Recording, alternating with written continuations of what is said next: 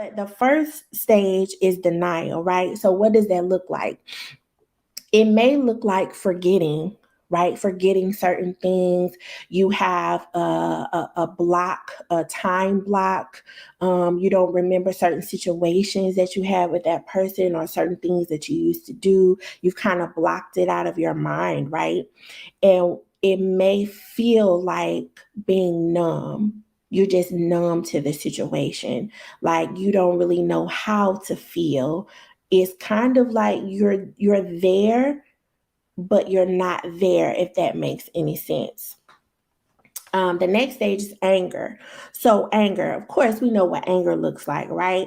It could look like being irritable, also having a negative outlook on the future, kind of being pessimistic, being a little bit cynical about things, and it could feel like you're out of control. It's kind of like you don't know if you coming or going. You just again kind of like existing, but you're not really living in that stage. The next stage is the bargaining. So, and a lot of the examples that I'm giving of what it looks like and feels like is related to my opinion and view of her interview as well, and we'll get into that. So bargaining, what it looks like, it may look like trying to like perfectionism, right? Making sure that everything is on point, making sure that you're not out of place with things. Because usually, if you are having some type of trying to be perfect, right, you need to be in control, right? And when you feel like you want to be in control, that has to do a little bit with anxiety, right? Because I'm trying in certain ways to control the situation. The more I prepare, the more I'm in control, the less likely something is going to go awry.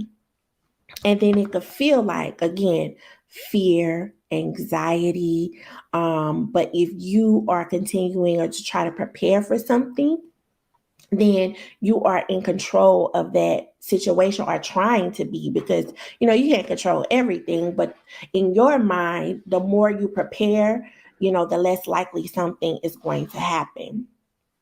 The next stage is depression.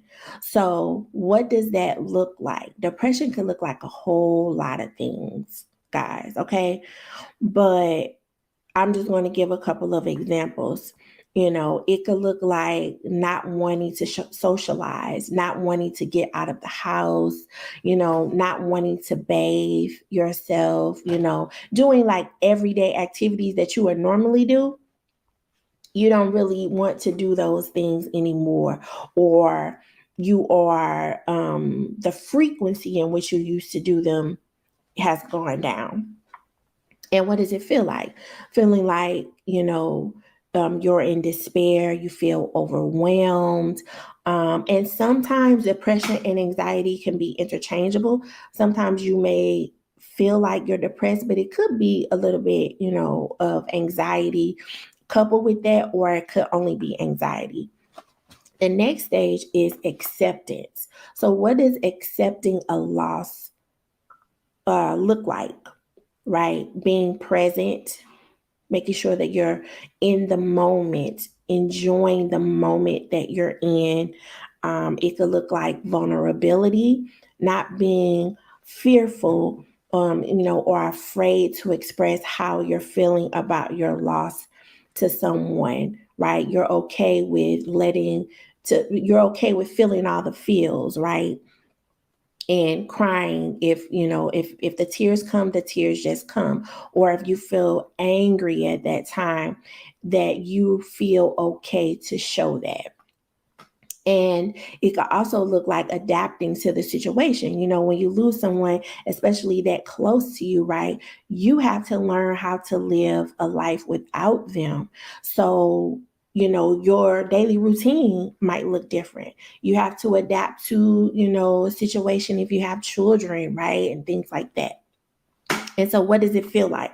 Acceptance feels like, being courageous. Like Lauren, she is very courageous for doing an interview. It takes a lot of courage especially based on some of the things she said at the beginning of the interview. A lot of people were saddened by what happened to her loved one, right? Everybody was like, Nipsey, even people probably who weren't familiar with his music, just the particular situation and learning more about the type of person that he was, right? The type of person that he was becoming and wanted to be, and how he really influenced a lot of people in a positive way. um Even though he came from a particular, this particular background and things like that, from where he was from, it really inspired a lot of people and motivated them. And I think still to this day, different interviews that you look at or listen to that he was a part of, just certain things that he says will inspire you.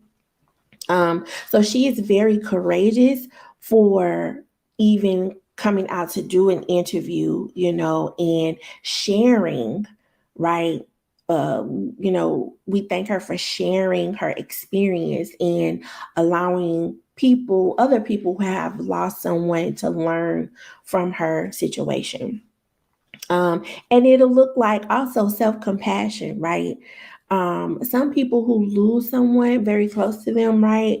They, stop caring about themselves. If that makes any sense. So just like showing yourself some compassion and saying, hey, I feel sad today and that's okay. So I'm going to love on myself a little bit, I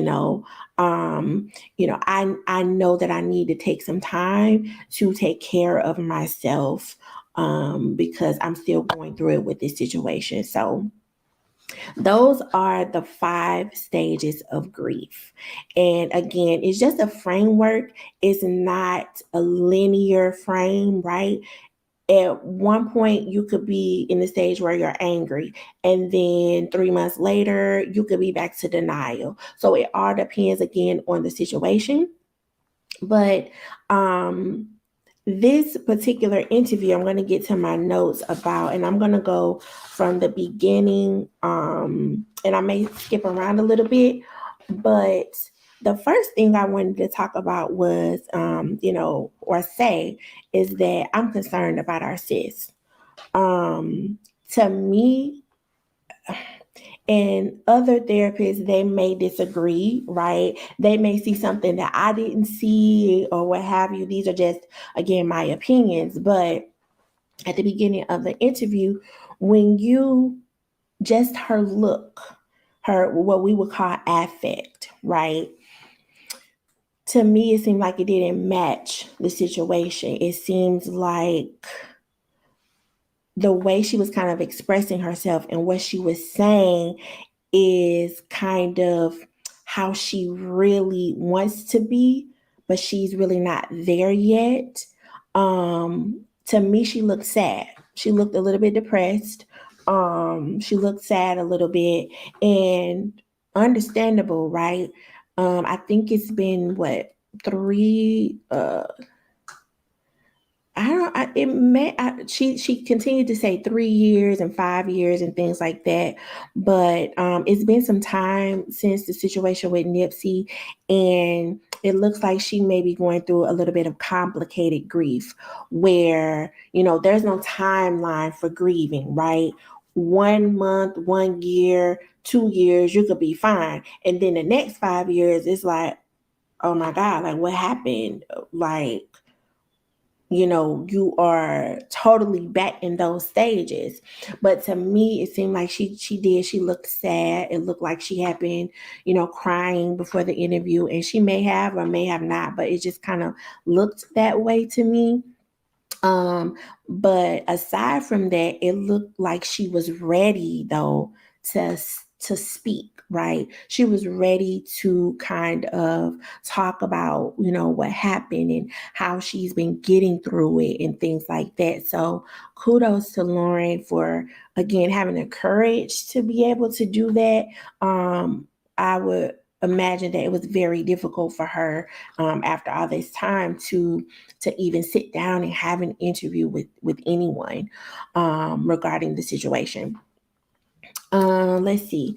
I also have here in the beginning, she talked about too, she was saying that people, um, because it seems like everybody kind of rallied around her, which she was saying like she was okay with and she understood. But some people, and they probably don't know that they're even coming off this way, what they say to her is, for example, oh, I can't imagine you going through that, or I can't imagine this happening to someone, or I can't imagine you going through this. It's almost like pity for her. And so she said that when it sounds like it's pity, then she starts to feel pitiful, right? And that's under all of us probably, can understand that when someone says, "Oh, I can't imagine," it's like they almost feel sorry for you a little bit, but you don't want them to feel sorry for you. It's kind of like you want to be strong.